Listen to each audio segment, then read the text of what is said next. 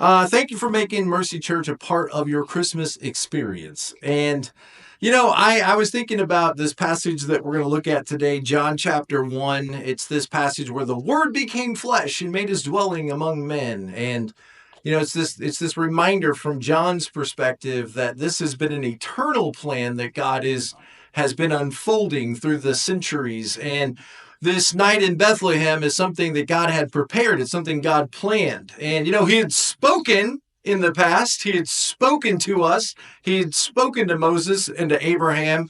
He had spoken through the prophets to his people. He even spoke the universe into existence. But now the spoken word becomes flesh and blood and lives among us, dwells with us. And I was thinking about this idea of coming home for Christmas. And, it is appropriate. That's where we want to be, if it's possible, to be with our family, to be with our friends, and, go back to our hometown and reacquaint with people that we haven't seen in a long time. That's the best when that's possible. It's not always possible to go home. It's not always possible. Sometimes the people that we love are no longer with us. I was thinking about a friend of mine that I went up and preached his funeral in Kentucky this year, Colby. I remember something he said to me. His kids were a little bit older than my kids, so his family was a little bit ahead of ours. And when my girls and Harrison, when the kids were little, Colby was talking about his kids, and he said, "Tom, it's such a wonderful thing when your kids grow up and can move away." But he said the problem is they keep coming home again. They keep coming back, because they would lose a job or they would break off a relationship, and then they'd find themselves back in their home. And he was just dealing with the stresses of young kids and the mistakes that happen in life. But, every parent's wish for their kids, unless there's some kind of codependent, person, every parent's wishes for their kids to be able to make it in the world. You want your kids to learn self-control and, get an education or learn a trade or a skill and be able to make it out there in the world, to be able to have their own family, Lord willing, and buy a house and be on their own. You want to stay connected to them, but you want to see them thrive. You want to see them go out in the world and be successful. You want to see them leave home. And, my wife and I can tell you from a perspective of, having a kid with Down syndrome, having a kid with a challenge like that, you don't want your kid to not be able to go out into the world and make it. And that's not your hope as a parent. And sometimes that's the reality that you have to adjust to. You have to learn to adjust to that. But when all things are going perfectly, your kid grows up and goes out on their own, starts their own family maybe. And that's the hope that we have as parents. We wouldn't want to send our kids into harm's way. And yet when you think about God sending Jesus into this world, that's exactly what happened. Is he left the palace of heaven. He left the safety of heaven. He left the surroundings of heaven in order to come into this chaotic, dark world that is ruined by sin. God did create this world, but this world is marred and stained by sin and broken and under God's curse. And Jesus came into this world. And notice when he landed here, he didn't land in a palace or in a throne, but he landed in a stable, in a manger, to a very common poor family. You'll hear on the news, maybe you young people are like, I don't even know what this is, but, you'll hear on the news this word Mar-Lago, and you get this, this idea, if you ever see pictures of it, this beautiful home, this mansion, where it's like Fort Lauderdale or somewhere around that area. Trump and his family, that's one of their houses, one of their places, multi-million-dollar. I know it's in debate how much it's worth, but, this multi-million-dollar home right on the beach, this beautiful palace. Why would you leave that and then, go into a slum or go into a rough area where there's lots of crime, where everything's dirty, there's graffiti everywhere? Nobody would do that intentionally. Unless they were driven, or Washington, yeah. Nobody would do that unless they were driven by some kind of compelling mission. Why would you leave behind a palace? Why would you leave behind a mansion? Why would you leave behind beachfront property to go into a threatening, dangerous world? But that's exactly what Jesus did. He left his home in heaven and made his home with us so that we can have an eternal home with God in heaven. And it was the only way. It's the only way it could be. It's the way it had to be. You think, well, why didn't God just up in heaven just forgive everybody's sin? Why didn't he just say, you know what, yeah, we all make mistakes? Because, see, God can't do that. He can't just say we all make mistakes, because he doesn't make mistakes. And so his righteousness has to be fulfilled. His goodness has to be maintained. And so there has to be a perfect sacrifice on our behalf. And Christ, of course, is that perfect sacrifice, showing us the justice of God, or the truth of God, but also the mercy and grace of God. And Jesus comes into this world with grace and truth. So imagine leaving behind a perfect place where you are known, loved, safe, secure, all your needs are met, and then coming into this world where it's broken, where it's corrupt. And let me give you an analogy. Imagine if Walt Disney somehow could come back from the dead for a week. And Walt Disney, first place he wants to go, where do you think the first place he wants to go when he comes back to life? You know, there's these rumors, right, that Walt Disney's head is frozen in some cryogenic facility. Well, let's say that's true, and they're able to create a cyborg body for him, and he puts on his suit, wakes up. First place he wants to go is Disneyland in California. Probably the second place would be Disney World, because he never saw Disney World. He passed away before it was built. But imagine Walt Disney walking through Disneyland and looking around and saying, oh, my. It brings back so many memories. Oh, I remember when we designed that. I remember when Roy and I remember when we... And then he looks at the prices and says, what's this? What? Why does it cost so much? I didn't want it to cost this much, and this ride is all wrong. Can you imagine him walking in and deciding, wait, things are wrong here. It's too expensive. Nobody can afford this. And him starting to lay down the law. You know, imagine the whole empire of Disney turning against him and saying, now, we're running things now, Walt. You've been gone for a long time. We're running things here. And quite frankly, you're disturbing our business. He's thinking, wait, I built this business. It literally has my name on it. And can you imagine people being so angry with him, his own company, his own people, that they would kill him? That's exactly what we did to Jesus. It's exactly what we did to the Lord. All of this belongs to him. It's his creation. It's all fashioned by God. And yet, when he came into this world, how did we treat him? We didn't treat him well. We crucified him. We rejected him. And we turned against him. Because we didn't believe that he had the right to tell us how things should be. Now look at John chapter 1. Let's read this. It says, in the beginning was the Word, or the Logos. You know, we get this word Logos. We see it show up in a lot of our words. You have to go to college, right? You see sociology, that end there, ology or psychology, you know, zoology, biology, all of this ology is the Greek word logos. And so they attach a word to the beginning of it, like bios, which means life, and logi, which means the study of, or the knowledge of, or the instruction of life. And so it's kind of like it's saying, in the beginning was the word, or in the beginning was the knowledge, or in the beginning was the concept, or the foundation of everything is thought. And that existed in the beginning, and the Word was with God, and the Word was God. Christ is God. He was with God in the beginning, and through him all things were made, and without him nothing was made that has been made. Jesus was from the beginning. Let us make man in our image. And from the beginning, Christ was involved in this process. And in Christ, in him was the life, and that life was the light to all mankind. And that light shines in the darkness, but the darkness does not overcome it. And this world does have a lot of darkness. There's a lot of violence. There's a lot of abuse. There's a lot of oppression. There's just a lot of meanness, a lot of orneriness, a lot of naughtiness. There's a lot of bad stuff out there in the world. It doesn't take long for you to bump into it or for it to bump into you. In fact, there's enough darkness in this world that if you don't want to see the light, maybe you never will. But there's enough light that God has shown into the world that if you're looking for it, you'll surely find it. And the light has shown into this darkness.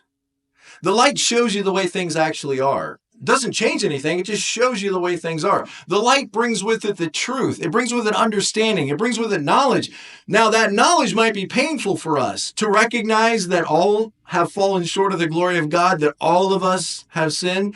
To recognize that truth can be very difficult. And sometimes people will run very far and hard to run away from believing that. I'm good. I'm doing really good. I'm doing better than I used to, and better than some, better than many. It says, the light has shone into the world, into the darkness, but the darkness has not overcome it. It's not comprehended it. It's not overtaken it. Then he says, there was a man sent from God whose name was John the Baptist. He came as a witness to testify concerning to the light, to make sure people were ready, to prepare people's hearts so that they could receive this truth, and so that all might believe. And that's really the mission that God is on, is to help you believe. He's done everything he needs to do. There's enough evidence there for you to believe, but you decide ultimately whether you will believe that evidence, whether you will believe his word, believe his truth. And John himself was not the light, just as you and I are not the light. We reflect the light. Like Moses, when he came down from the mountain, he was not the source of the light, but he was reflecting God's glory. And we reflect God's glory into this world. John the Baptist reflected his glory, but he came as a witness to the light. But look what it says, the true light that gives light to everyone. Now read between the lines right there. The true light, if Jesus is the true light, then it suggests that there may be many false lights, that there may be others who pretend to be the light. In fact, we know that the Bible says that Satan himself masquerades as an angel of light to draw people away from God, to draw people away from salvation. Why? Well, for one, Satan hates you, but it's not because of you so much. He hates you because he hates the one who created you. He hates the image that you're made in. And he can't really do anything to God directly because God being God is God. But his goal is to try to separate God from what God loves most, you. But he can't do it on God's end, so he tries to do it on your end and tries to get you to doubt, to be discouraged, to be angry at God, whatever it takes to try to lure you away because of his hatred for God and all things that God has created. And so he seeks to disrupt, to disturb, and to separate man from God. But the true light that gives light to everyone, it's interesting to note too that truth does exist and light does exist. It's there if we'll look for it, was coming into the world. He was in the world. Now watch this verse. He was in the world, and though the world was made through him, the world did not recognize him. Now some did. Some had to be told. The shepherds, the angels had to tell them. The wise men, they searched and searched until they discovered. There were others at his birth, like Simeon and Anna, that somehow the Lord revealed to them. But there were many who had no idea. And even his own family may have had questions. Even his disciples at times had questions. And though he came into this world that was created by him, the world did not recognize him. Do you? You think, well, if I'd have been there, I would have known it. I would have understood. I would have recognized it. Do you? Do you now? Do you recognize him as the Lord he is now? Do you recognize him? Is he here with you? How long did it take for him to knock at your heart before you recognized, you listened, and opened your heart to the Lord? You would recognize him. Do you know when he's calling your name? Do you know when he's calling out to you? Do you hear his voice? When he's nudging on your heart, do you recognize him? A lot of people don't recognize him.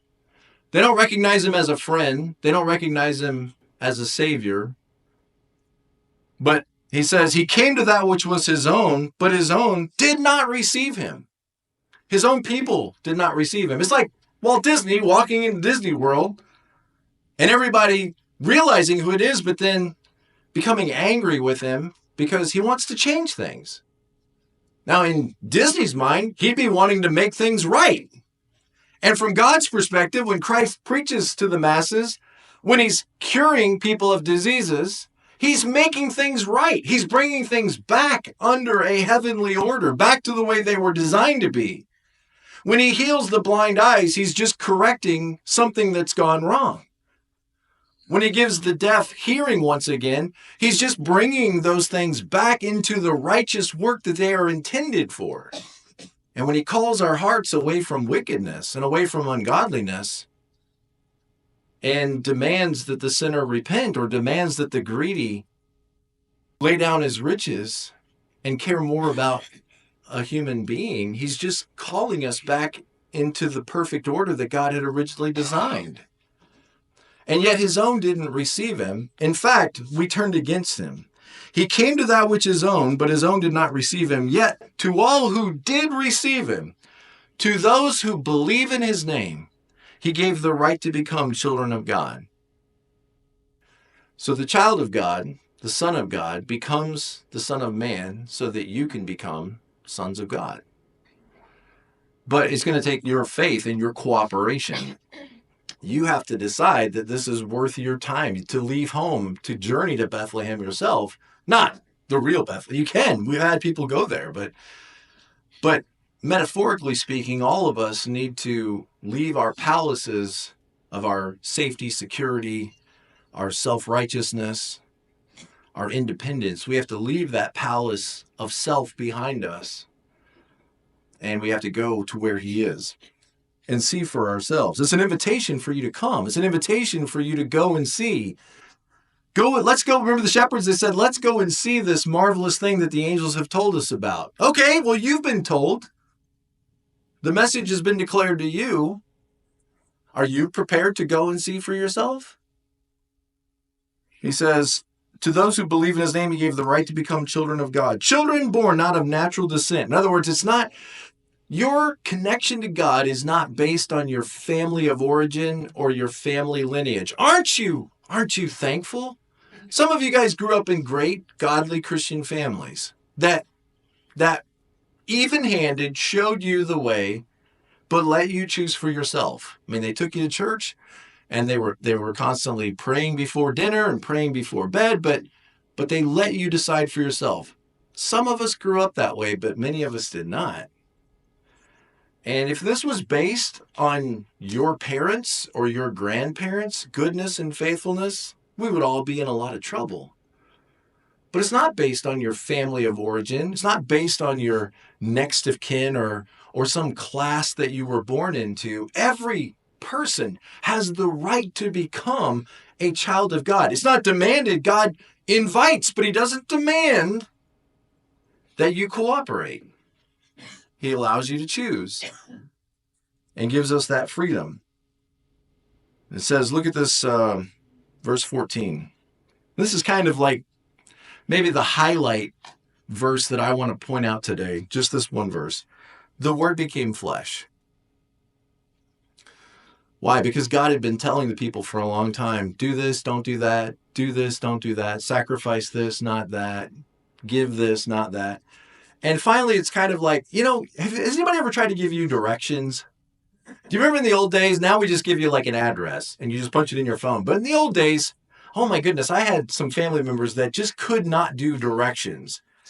They would say things like, now you want to go down there to where the Kmart used to be, and then you're going to make a left there. Now there's a Winn-Dixie back in there, but you can't see it from the road. And then you're going to go down to this barn where the guy hung himself. Like, okay, you lost me at, I don't know what you're saying. Help me understand. And then they throw names of roads out there like Poplar Level Road. You're like, what Poplar Level Road? What is that? And sometimes it's hard to follow people's instructions. Well, God has given us all kinds of instructions. Basically, you could think like the 10 Commandments were some of God's clear instructions. And yet all of us have a problem keeping the simple 10 Commandments. We still fail at keeping those basic instructions. And so it's almost as if God says, you know what, never mind. Let me just ride with you. Let me just get in the car with you. The word becomes flesh and says, let me just get on this planet with you. Because you're not hearing me. If you're hearing me, you're not believing me. So let me just dart into this world like you. And there's a million lessons to be learned from that incarnation. There's a million lessons to learn from that. But maybe one of the most obvious lessons that maybe you need to hear today is you are not alone. You're not alone. Whatever you're going through, whatever chaos, whatever storm, whatever challenge, whether it's physical, whether it's emotional, whether it's relational, or whether it's spiritual, whatever it is that's going on in your life, you are not out here in this world by yourself. And God doesn't just come into the bright cities where all of the important people, or the academic world, or the spiritual world, but he comes into the dark streets where people could be forgotten. What an amazing thought. We're not alone. He's here with us, and he invites us. He made his dwelling among us. You know, that word dwelling has the idea of like setting up your tent in the village. He's moved into the village with us. So whatever you think about yourself, whether you think very lowly, you might think to yourself, why would God do this for me? I'm nobody important. I'm nobody special. There's nothing about me that should draw the attention of God.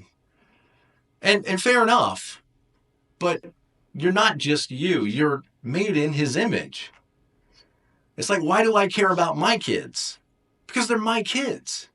Yeah, they've got their strengths, they've got their challenges, they got their abilities, they got their other things. They've got their unique personalities. But at the end of the day, they're my kids. Just like you care for your kids. Even if your kids should, or even if they were terrible.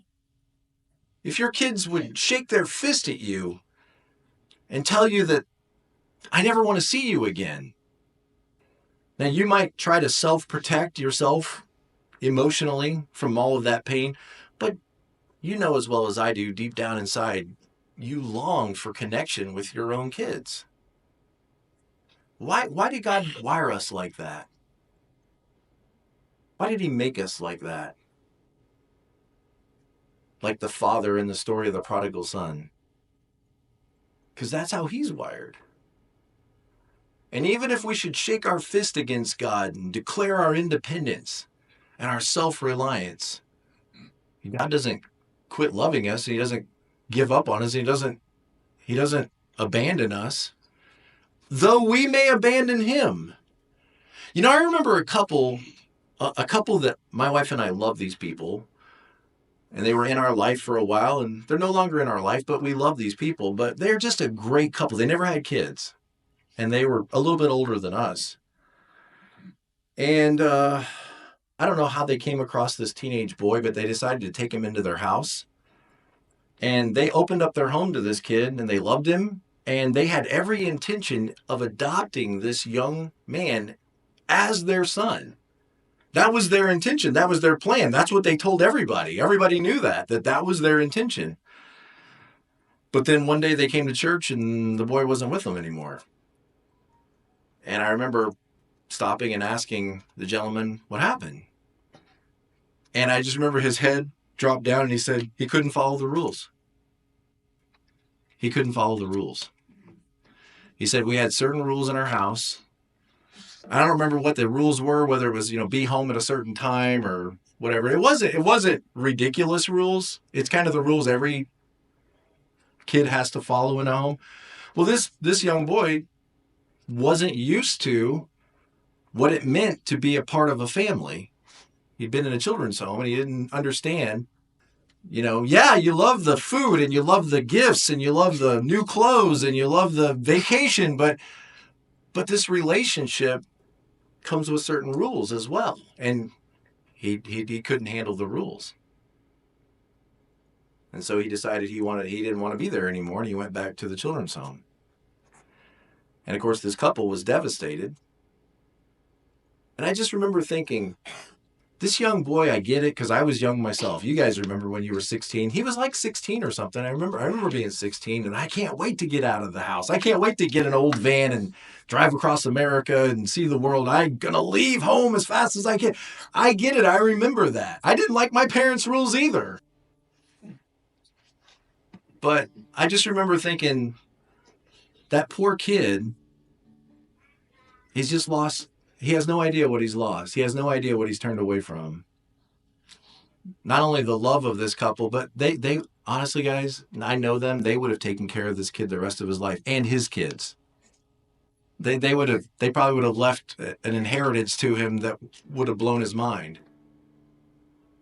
But he couldn't live by their rules for the next 2 years. And so he turned away from all of it. I wonder where he is at Christmas this year. I wonder where his life is. I've lost track of him. I have no idea where he is. But you and I, we have the risk of losing something far more than an earthly inheritance, far more than earthly parents or family, but an eternal home. God just offers it to us free. It was expensive. It cost him everything, but it's offered to us free. And you know what? You and I are miserable at keeping the rules. And sometimes we're just even rebellious against God and his rules. And yet God in his grace and his mercy doesn't turn away from us. He says, he made his dwelling among us, and we have seen his glory, the glory of the one and only Son who came from the Father, full of grace and truth. He comes with truth. He comes with rules. He comes with guidelines, but he also comes with grace. And man, each of us need his grace today. The Son of God became a man to enable men to become sons of God. God came down not because we deserved him, but because we desperately needed him. Because of his empathy for us and our condition. You guys maybe have read that Message paraphrase of the New Testament. It's like an easy to understand or earthy kind of version of the Bible. And this passage, the Word became flesh and made his dwelling among us. This is how the Message translates that verse. The Word became flesh and moved into the neighborhood. And God has moved into your neighborhood. And he's here. And he's reaching out to you now. He was born so that we can be born again. He left his home so you and I would have a home. And the only fitting response to this gift is our lives in worship. When somebody gives you a tremendous gift, you say thank you. Can you say thank you today? Well, first you have to be willing to receive that gift. And I just want to remind you that that gift is available for you today, but you have to receive the gift.